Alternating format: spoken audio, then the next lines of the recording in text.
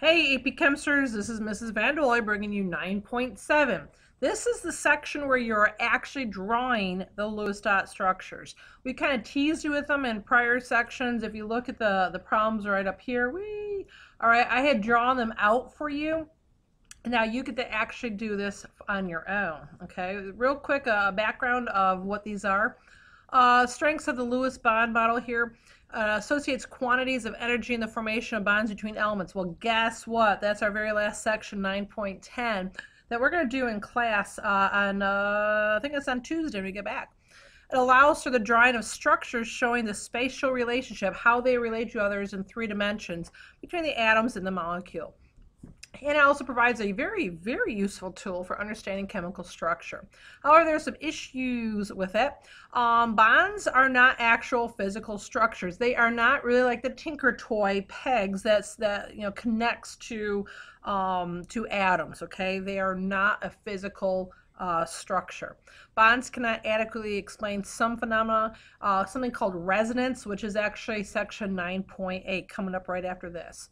So here we go. Let's review from section 9.5. Here's our example of a Lewis structure.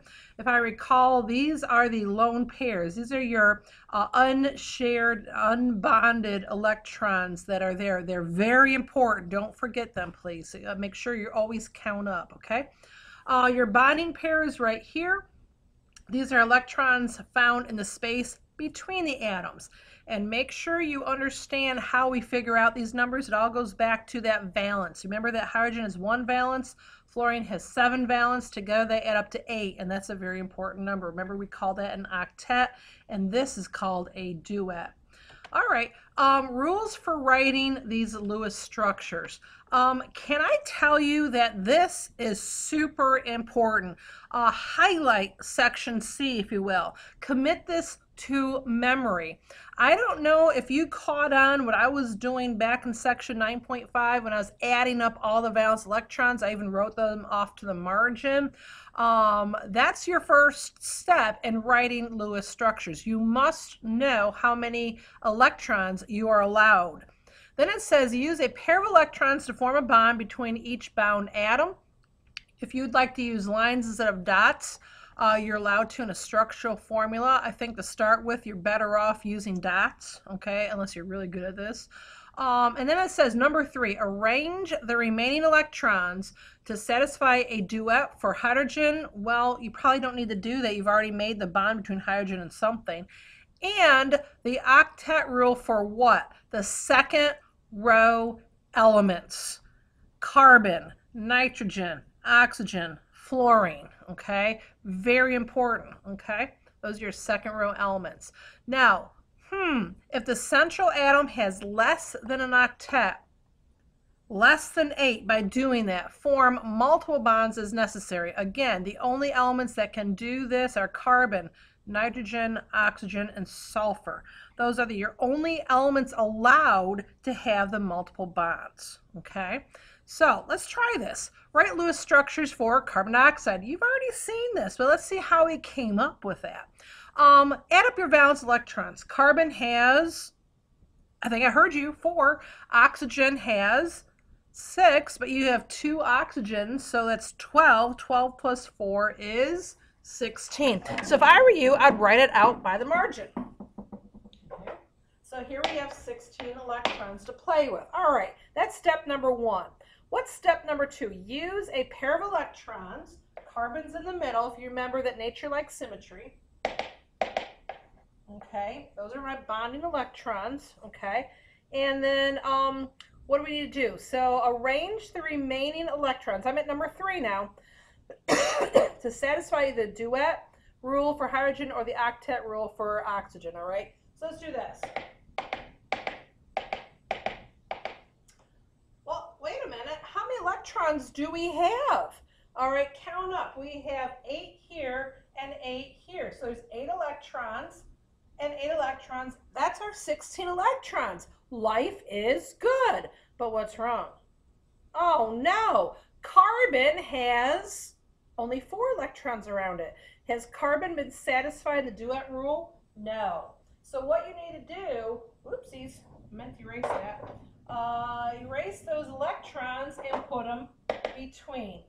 Erase these electrons and put them between. Now, do we still have 16 electrons? Yes or no? Count them up. Yes. We haven't altered that number. We can't have any more, can't have any less. All right. Does each element have 8 electrons around it? We don't have any hydrogens. Yes or no? Yes. That is the Lewis structure. If you want to, you can do this. Don't forget your lone pairs. Okay. What about the next one, NH3? Well, let's count. Nitrogen has 5 valence, and then each hydrogen has 1 for a total of 3. So we have only 8 electrons to play with, okay? So let's do this. Okay, there's my 3 hydrogens. Notice I put the central atom in the middle, and then put the 3 hydrogens around it, kind of like a square. And wow, how many electrons have I used? 6. How many do I need to use? I need to use 8. Well, notice each of the hydrogens, this has 2, this has 2, this has 2. Can I add any more there? No. So where do I end up putting the last 2? On top. So you have 1 lone pair and 3 bonding pair. And there you go. Now look at the next one. Oh, do you see that? That is your plus sign. Do you remember how you get to have a positive charge? You're going to lose an electron. So we add them up again. We have 5 from nitrogen. We have 4 from the hydrogens, 1 each. But then we have to lose 1. So that adds up to 8 electrons again. That's good. All right, we can do this. So here's my nitrogen, and I'm going to put each hydrogen around it. And there you go. Do I have to add any more? No. Do I need to take it away? No, because I have 8 electrons. Do you remember what I told you in section 9.5? There's a charge. Do you remember what we do with a charge? We have to put brackets around it and put the charge like that. Okay? Let's keep going. I'm having fun. How about you? CH4. Carbon has 4 valence electrons, and the 4 hydrogens each have 1 for a total of 4, and there we go again with 8. So here's carbon. I'm going to put the 4 hydrogens around it, and what do you notice? We have, that's an H up there, we have 8 electrons. We're done, okay? Look at the next one. Chlorine has 7, oxygen has 6, but oh, we have a charge, don't we? What's the charge of that? It's -1. So that means we have to add 1 more electron. So if I add all that up, we get 14 electrons. Let's check this out. So here's chlorine and here's oxygen. Well, I've used up 2. Now I have 12 more. What I would do at this point is split them in half. So 12 divided by 2 is 6. I'm going to put 6 around each. 1, 2, okay, there's 6.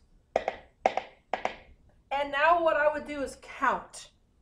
2, here's 2, 4, 6, 8, 10, 12, 14. That works. So, oops, I added some extra, here we go, I added some extra, oops, didn't want to do that. Where'd it go? Oops, sorry guys. There you go, I've added some extra electrons around there when I was touching it. Sorry about that. I'll just do it real quick again so I don't confuse you. So here's chlorine. Oh, there's my 6.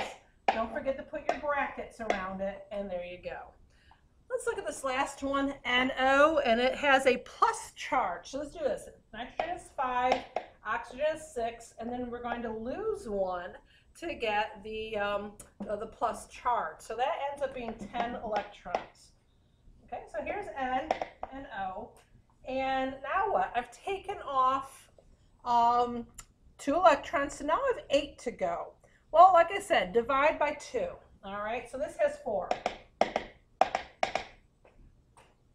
That didn't work.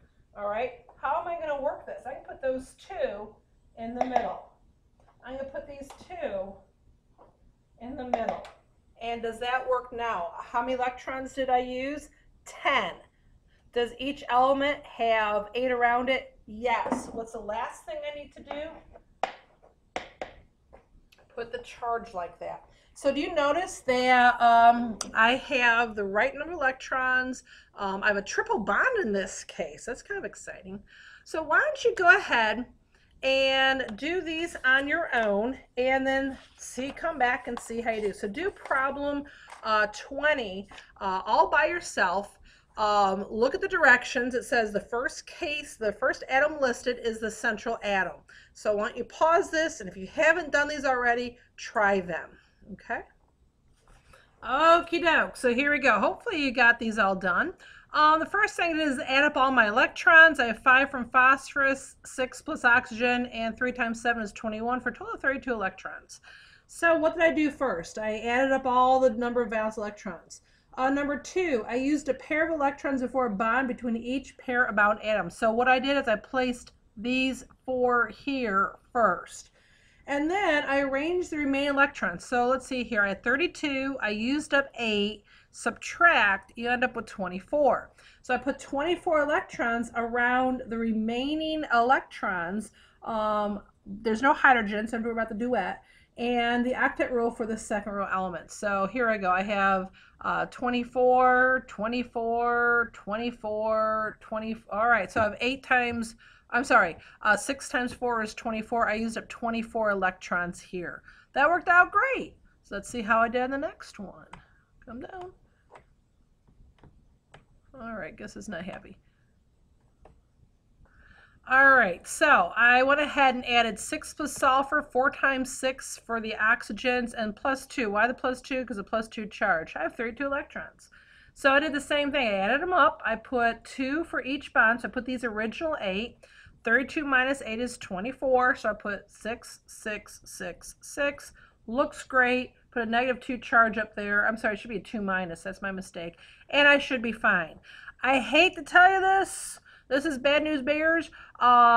This is the actual structure that's more accepted. And there's something called formal charge that the book discusses that we did not, that really shows you this, but I wanted all you purists out there who knows what sulfate ion really should look like to know this is the actual structure. But if you drew this for now, we're okay with that. Okay, let's go to the next page. Okay, you will see what I've done here. I put the original 3 here, or excuse me, 6 around here, so I had 20 to work with. I put in 18 around the fluorine, 6 on each, so I had 2 left over. I stuck it on top as my lone pair, and there I go.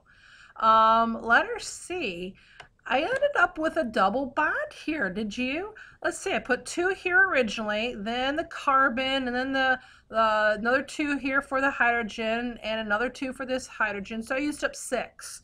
And I only have 6 more to go. So how can I fulfill the octet rule if I only have 6 more to go? So I put 2 here, 2 here, and then 2 in the middle for everything to work out great. You get a double bond. Now look at letter D. I don't know if you noticed, but this sulfur, or excuse me, carbon disulfide looks a lot like carbon dioxide. Why? Well, carbon and, sulfur and oxygen are in the same family. They have the same number of valence electrons. You're going to have the same structure. Here's your sulfite ion. Again, that's probably how you drew it. As you may guess, there might be a little difference in reality, but we are not learning formal charge. Here's the chlorate ion, very, very simple. And then there's your phosphite ion, again, very similar. Notice that everything with 26 electrons looked really about the same. All right, that's the end of this section. So why don't you go ahead and look up what resonance is and watch the video when you're done.